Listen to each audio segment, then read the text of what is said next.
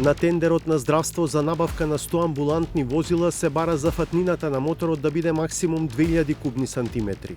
Ова во старт води кон стеснување на конкуренцијата. Зашто точно обвинителството го гони екс-председателот на Фудбалската федерација Муамед Сејдини? Симптоматично во целата оваа ситуација е тоа што во рокот само една седмица ФФМ праќа повик за добивање на понуди и избран изведувач, односно Енергоинвест, на комитет за ИПНЕС. Во очекување на извештајот на Европската комисија за сработеното од реформската агенда, виси прифаќањето на законот за судскиот совет како завршена обврска.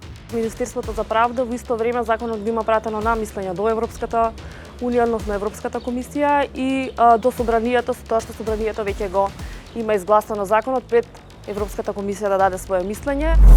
По одлуката на одборот за решавање спорови дека МЕПСО треба да исплати 6 милиони евра на босанската Енергоинвест поради раскинат договор. Што е суштината на спорот? Зошто земјава изгубила во ДАБ постапката? Но и како спорот би можел да се развива во блиска иднина?